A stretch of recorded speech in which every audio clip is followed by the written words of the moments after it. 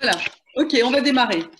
Et bonjour Laurent Blum, donc membre du consistoire israélite et puis qui est là à chaque fois. J'étais tout à l'heure avec Merci à toi. Voilà. avec Lambert. Alors s'il vous plaît, il ne faut plus que vous parliez là, hein, ou bien vous arrêtez, vous mettez sur mute, sur muet. Et il ne faut plus qu'on vous entende. Voilà. Ok, je pense que c'est bon. Bien, bonjour François. Merci donc François Heilbronn. Hein. Bonjour François Heilbronn. Donc vous êtes le vice-président du Mémorial de la Shoah. C'est à ce titre que je vous ai demandé de venir à ce café littéraire organisé par le consistoire israélite du Bas-Rhin.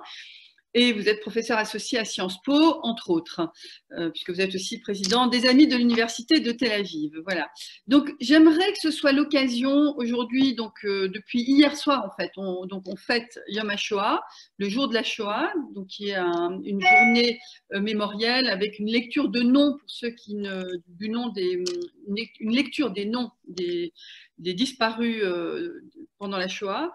Et en fait, je voudrais que vous nous rappeliez quelle est en fait l'histoire du mémorial de la Shoah, puisqu'en fait, vous avez déjà écrit un article là-dessus. Sa création est assez stupéfiante, car parce qu'elle dit comment dire, la prise de conscience des fondateurs du mémorial de la Shoah pendant la guerre, vraiment au cœur de la guerre. C'est-à-dire, il y a eu des gens des historiens ou des observateurs, vous allez nous raconter un peu plus précisément, qui ont eu pendant la guerre la prescience qu'il se passait quelque chose de absolument hors du commun et qui ont commencé un travail d'archiviste pendant la guerre, ce qui est je crois, unique dans l'historiographie de la guerre à côté des autres pays.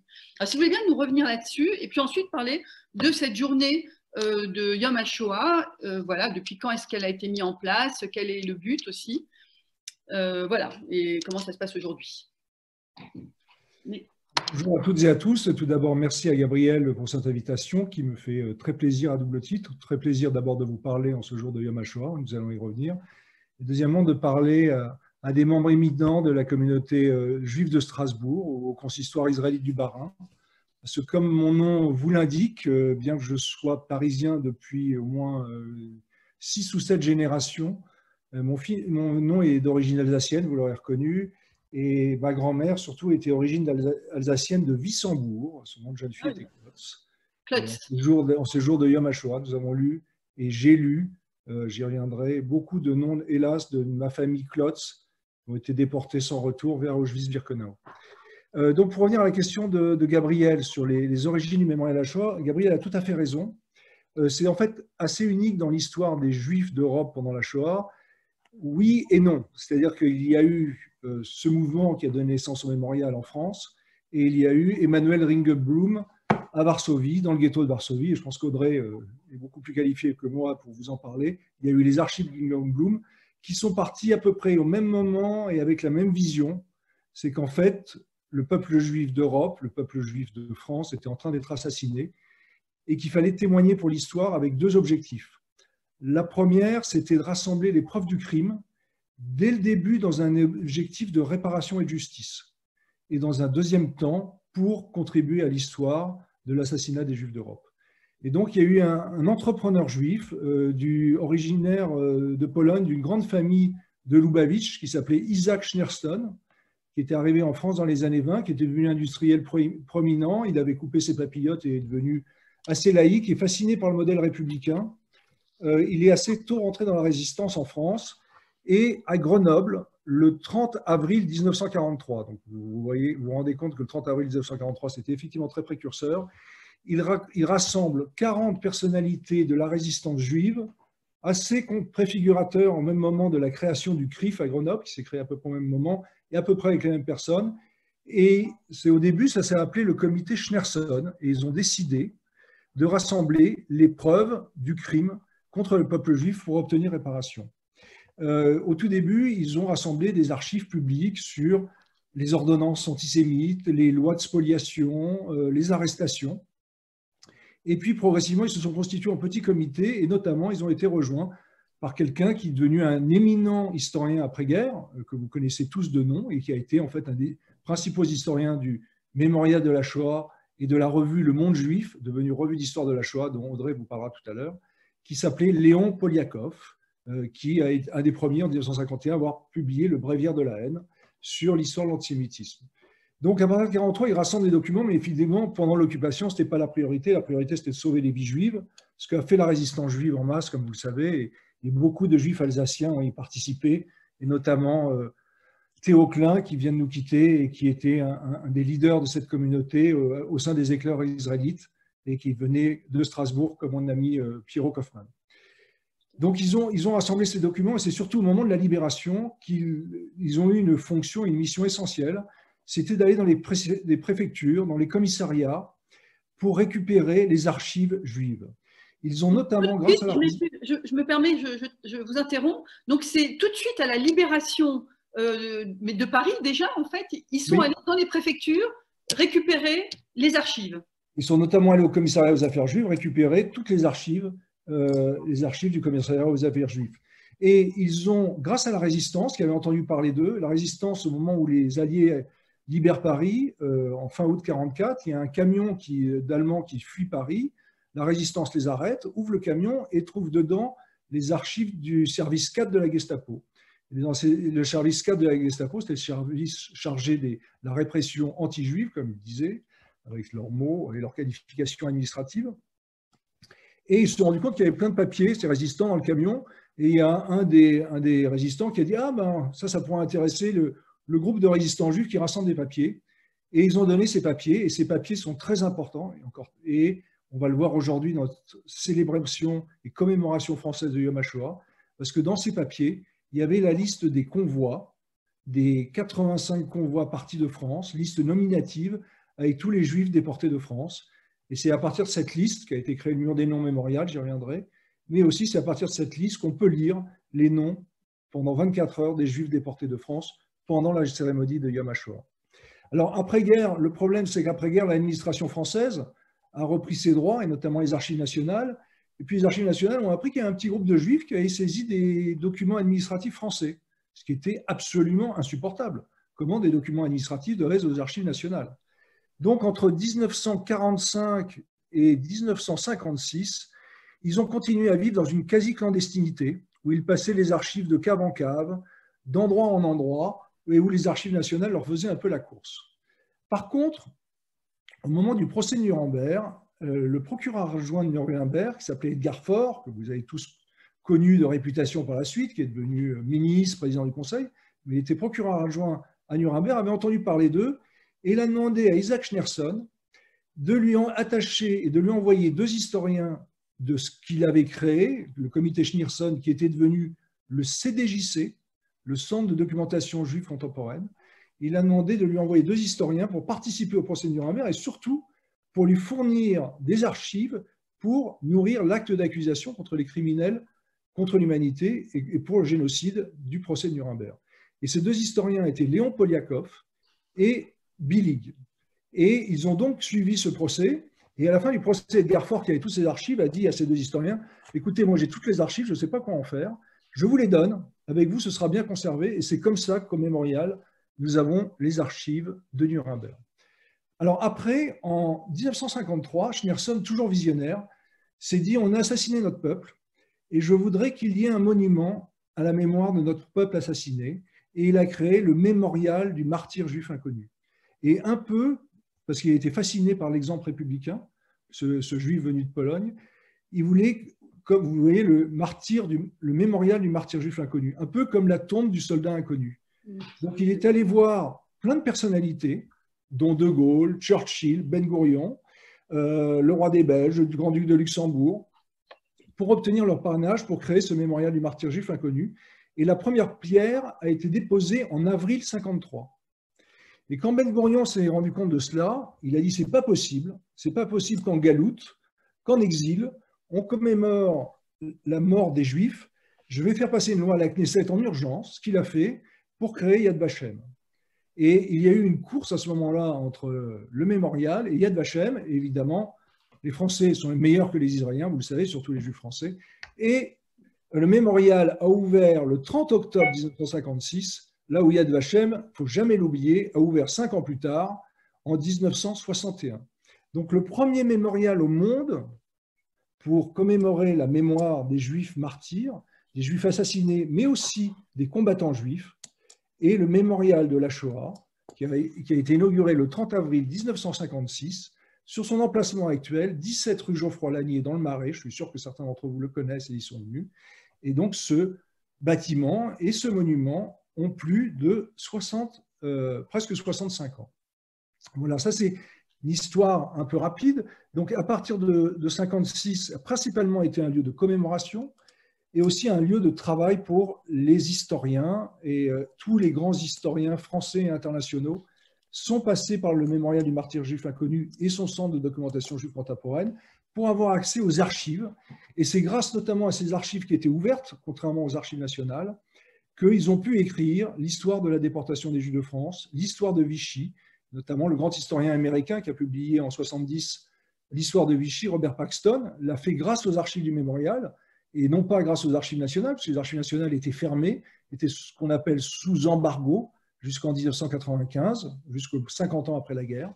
Et donc, c'est grâce à ces archives que Paxton, Azema, Bernstein, Milza et tant d'autres, et notamment les historiens du mémorial, Georges Wellers et Léon Poliakov, ainsi que Serge Klarsfeld, d'ailleurs, c'est grâce au mémorial, et Serge Klarsfeld le rappelle toujours, c'est grâce au mémorial qu'ils ont pu écrire l'histoire des Juifs et de la déportation. Et donc ça, cette histoire continue jusqu'en 2005. En fait, en 2000, on a fermé nos portes. Et grâce à la mairie de Paris, à Jacques Chirac, puis après Bertrand Delanoë, Xavier Tibéri, Bertrand Delanoë et puis Anne Hidalgo, on a récupéré des bâtiments qui se trouvaient derrière le mémorial, qui étaient en fait des bâtiments qui avaient été spoliés à des Juifs du Marais, parce qu'on est dans le Marais, en plein Shtetl. On a récupéré ces bâtiments, et on a pu agrandir le bâtiment sur 5000 m². Et dans ces 5000 m², on a pu créer le mur des noms des 76 000 Juifs déportés de France. On a pu créer une surface d'exposition permanente avec 1500 m² qui raconte l'histoire des Juifs en France pendant la Seconde Guerre mondiale. Ce n'est pas juste une histoire de la Shoah, mais c'est une histoire des Juifs avec les spoliations, avec les arrestations, mais aussi avec la résistance juive, avec toutes les formes de résistance où les Juifs ont pris part, l'histoire des Justes, l'histoire de la libération des camps, l'histoire des retours à la vie. Il y a aussi à l'intérieur un mémorial de la déportation des enfants avec plus de 4000 photos des enfants juifs déportés de France. Après, je pense que Gabriel voudra savoir, vous aussi, ce que sont les activités du mémorial aujourd'hui.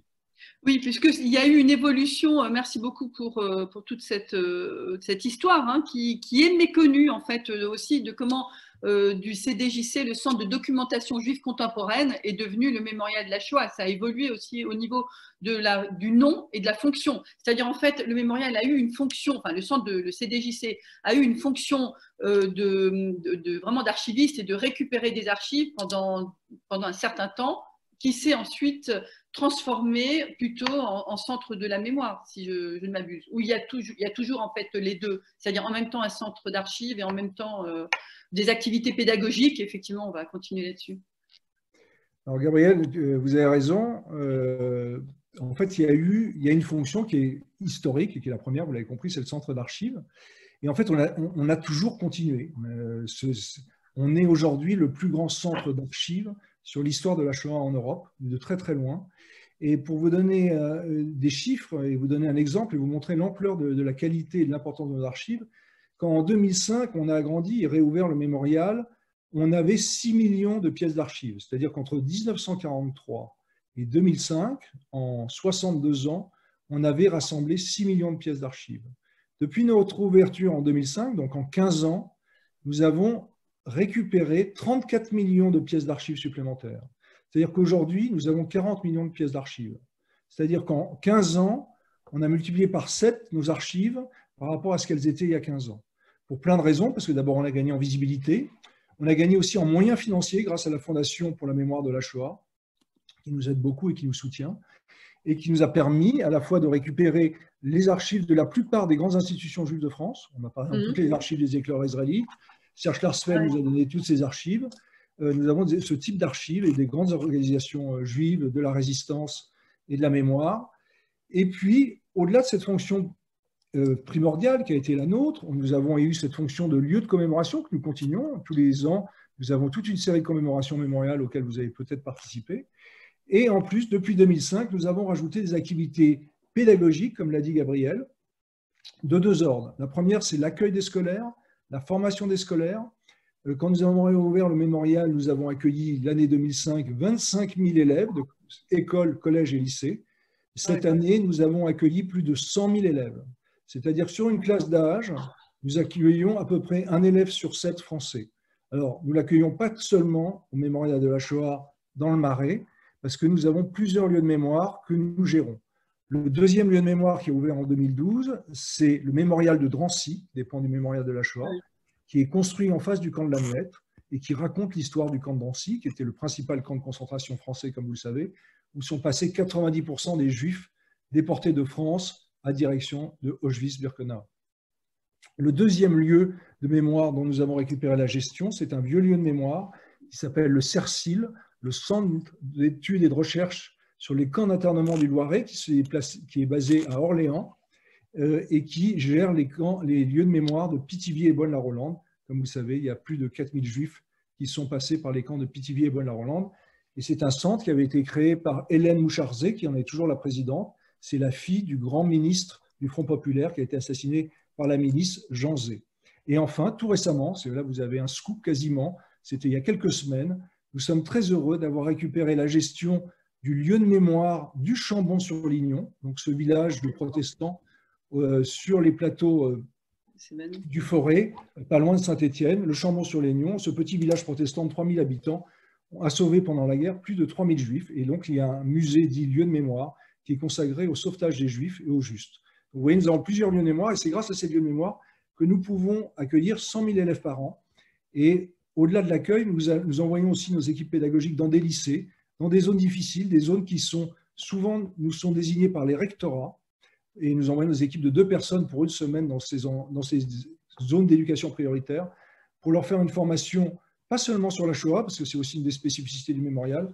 Nous enseignons aussi les autres grands génocides du XXe siècle, que sont les génocides des Arméniens en 1917, des nomades ou de gens du voyage ou de tziganes, ça dépend des appellations qu'on peut utiliser, pendant la Seconde Guerre mondiale comme les Juifs, et enfin des Tutsis en 1994.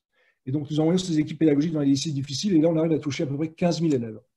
Enfin, pas dernière, parce qu'il y en a plein d'autres, dernière fonction pédagogique du mémorial, c'est la formation des enseignants.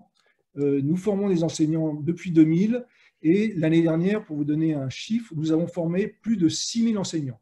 C'est principalement des professeurs d'histoire, des collèges et des lycées, et c'est aussi des professeurs de philosophie, des professeurs de lettres, qui peuvent vouloir traiter les questions de la Shoah et des génocides dans leur classe.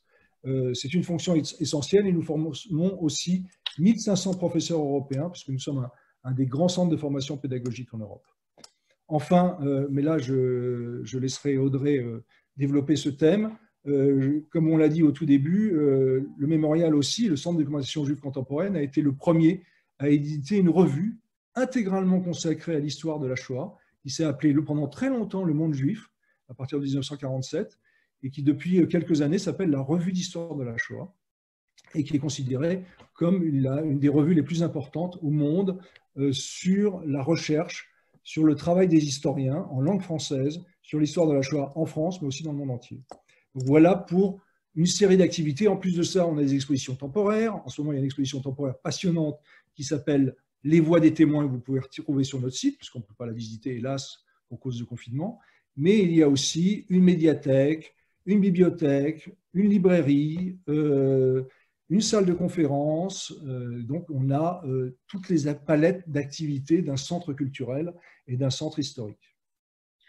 Merci beaucoup, François Heilbronn, vraiment pour toutes ces explications passionnantes. Effectivement, il y a notamment eu une exposition passionnante sur les archives Regenblum.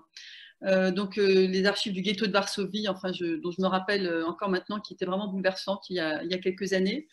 Et voilà, ça me semblait vraiment intéressant que vous acceptiez de nous expliquer, de nous parler du mémorial de la Shoah. Je vous en remercie parce que vous êtes un militant j'aime pas c'est un terme qui est galvaudé, militant de la mémoire, donc on va pas, j'ai pas trop envie de le dire, mais enfin c'est, disons en tant que vice-président, vous-même, vous avez été donc impacté très fortement par, votre famille par la Shoah, ça c'est clair, et vous le racontez souvent, notamment sur Facebook, c'est comme ça qu'on vous connaît, et je pense que est-ce qu'en fait, peut-être juste une petite question personnelle, est-ce que votre investissement personnel qui est énorme en fait dans la visibilité, dans l'existence du mémorial de la Shoah et plus généralement de l'histoire et du souvenir de la guerre, est-ce que c'est quelque chose en fait qui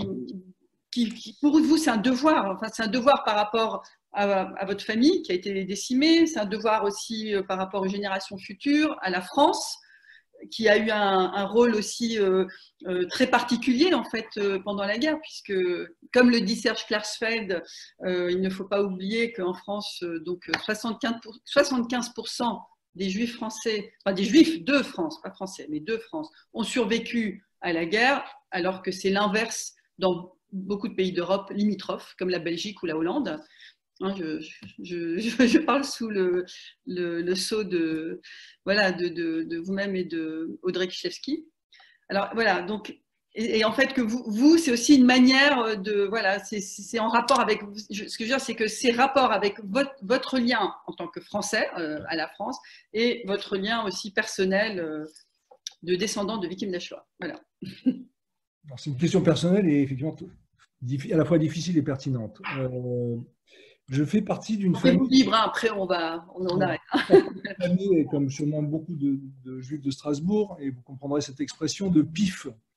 Mon grand-père me disait, nous sommes des PIF, des patriotes israélites français.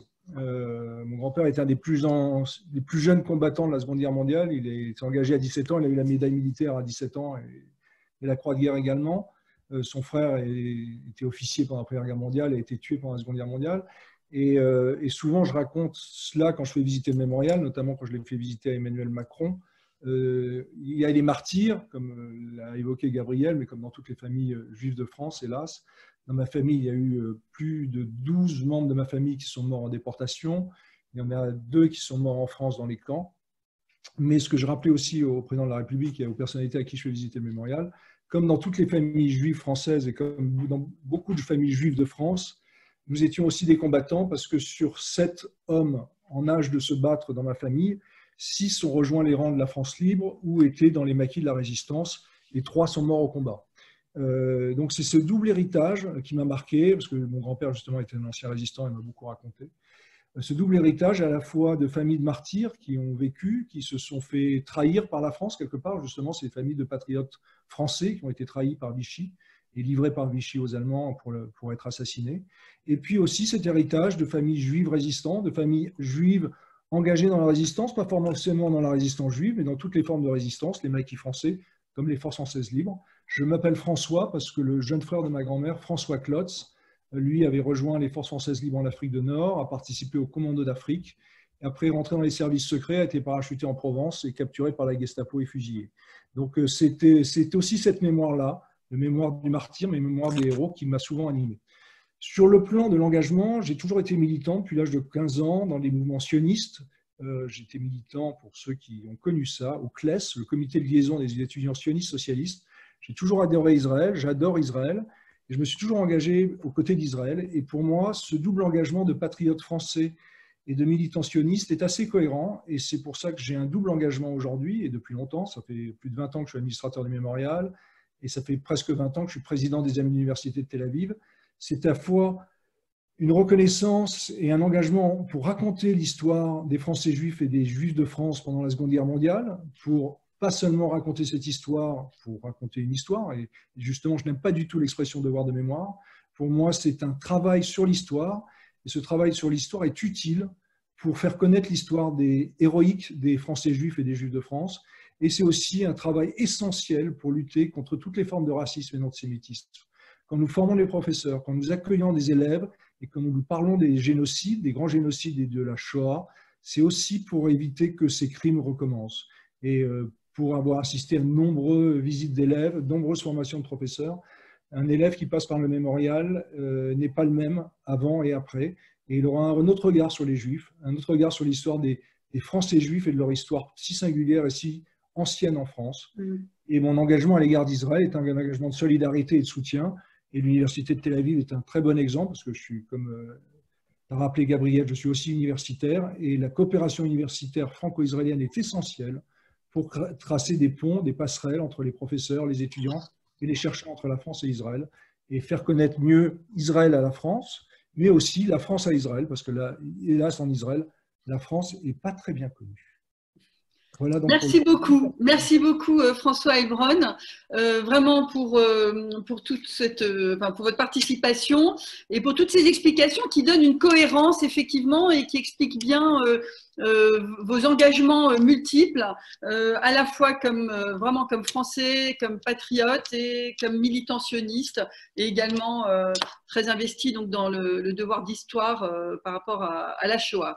Voilà, merci beaucoup. Je voudrais continuer avec Audrey Kishlewski, qui est… Gabriel, on avait dit, excusez-moi de vous interrompre, on avait dit qu'on parlait un peu du Yom HaShoah, puisque c'est aujourd'hui Yom HaShoah.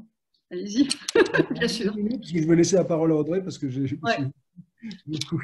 Pardon, envie de l'entendre, et je la félicite pour cette nomination comme co-directrice de la revue d'histoire de la Shoah. Donc aujourd'hui, c'était la commémoration de Yom HaShoah, donc c'est une commémoration décidée par l'État d'Israël qui commémore tous les ans à un jour fixe pendant 24 heures l'extermination des Juifs d'Europe. Depuis 1991 en France, à l'initiative du rabbin Fari du mouvement juif libéral de France et de Serge Klarsfeld, des fils et filles des Juifs déportés de France, ils ont eu l'idée en 1991 d'instaurer une journée continue pendant 24 heures de lecture des noms des Juifs déportés de France. Et c'est là on revient à l'histoire du CDJC, puisque c'est à partir des listes des convois qu'on lit ces noms. Donc ils ont commencé en 91 à lire, ils ne savaient pas combien de temps il faudrait, ils se sont dit, bon, 76 000 noms en 24 heures, on va y arriver. Et au bout de 24 heures, ils n'avaient lu que 31 000 noms.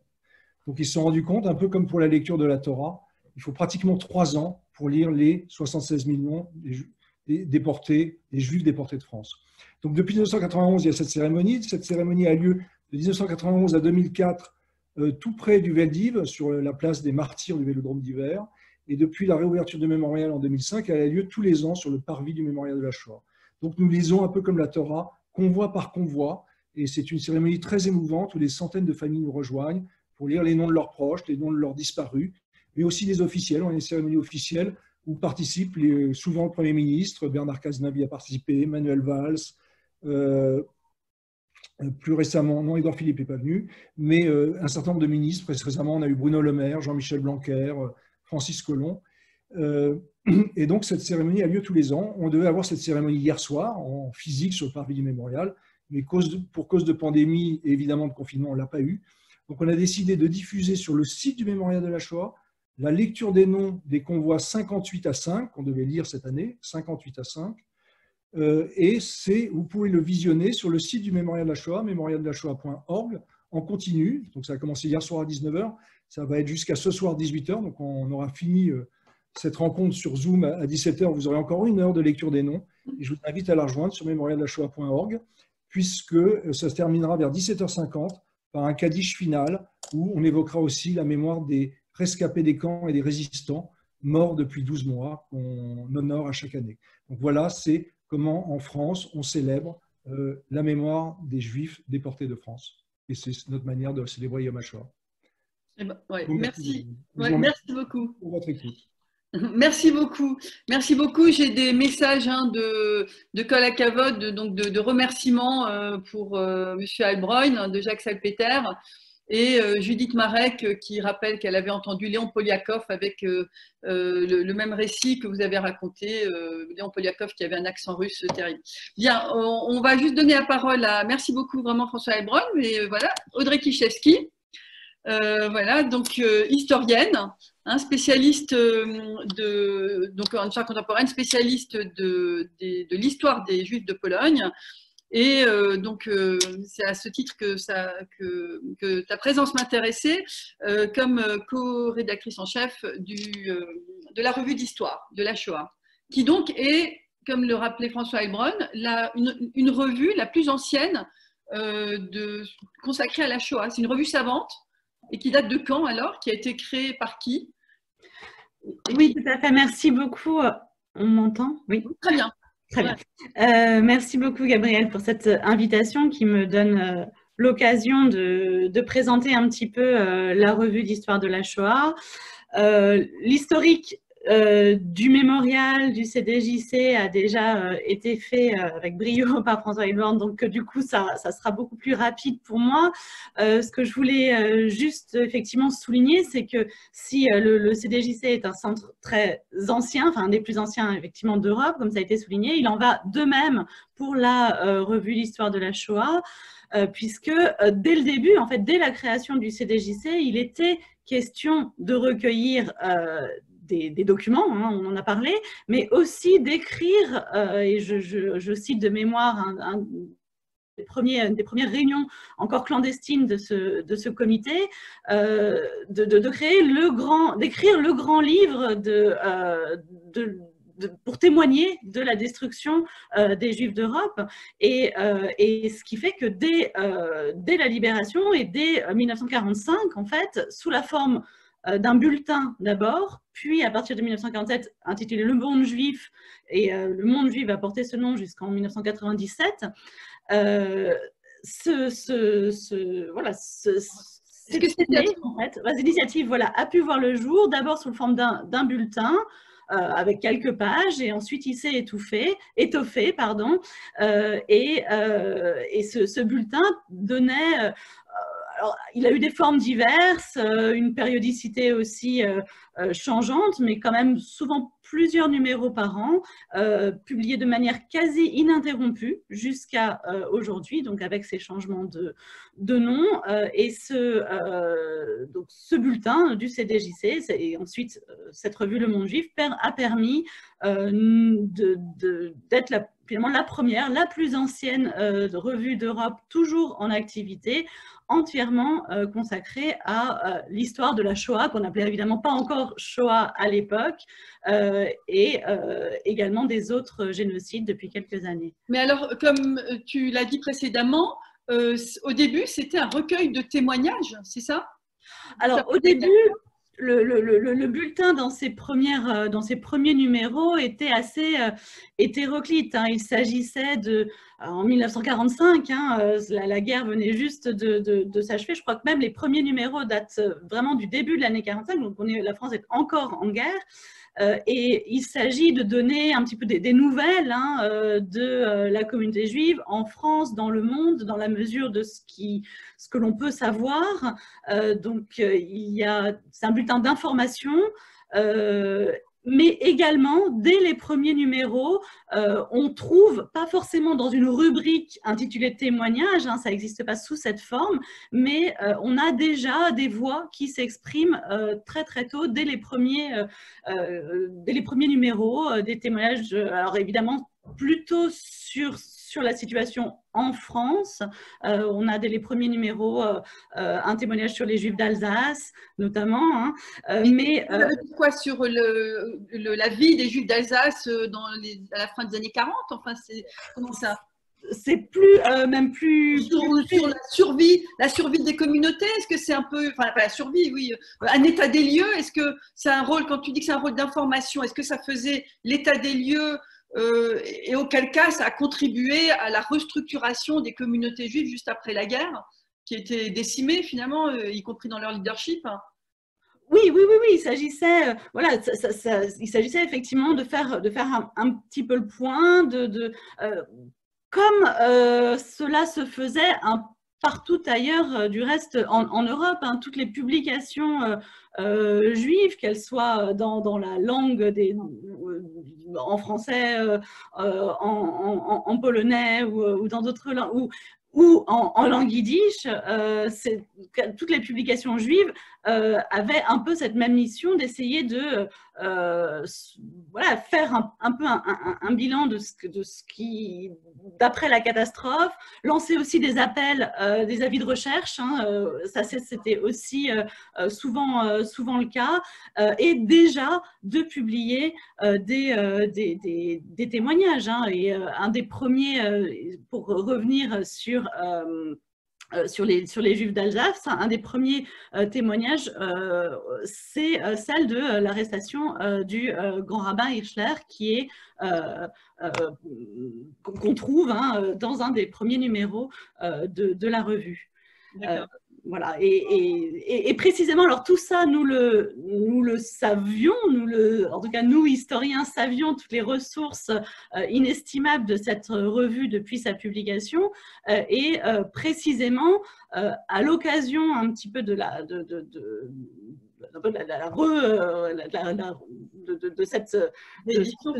l'exposition aussi, de l'exposition Les Voix des témoins, dont on vient de parler, qui a été inaugurée au mois de janvier. Nous avons voulu, en parallèle, pour accompagner l'inauguration de cette exposition, proposer un numéro spécial qui s'intitule « Raconter la Shoah, 40 ans d'écrits personnels dans le monde juif ». Donc, de proposer une sélection d'une quarantaine de ces témoignages oubliés pour beaucoup, et donc de les republier dans ce numéro spécial de la revue, accompagné d'une introduction historique, d'une présentation du contexte lorsque cela est possible. Et on a découvert véritablement des pépites, et ça a été très très difficile de ne choisir qu'une quarantaine de textes pour pas faire un numéro trop... donc là, tu parles du dernier numéro de... Je parle tout à fait du dernier numéro. Je peux le montrer là. Très bien. Oui, très bien.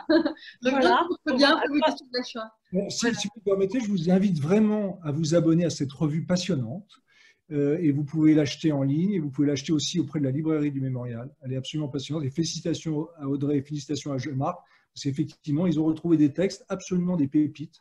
Ce sont des témoignages d'après-guerre, vraiment les voix des témoins, les premiers témoins qu'on n'avait pas entendus et qu'on a retrouvés grâce à eux. Et ils ont fait un travail absolument extraordinaire.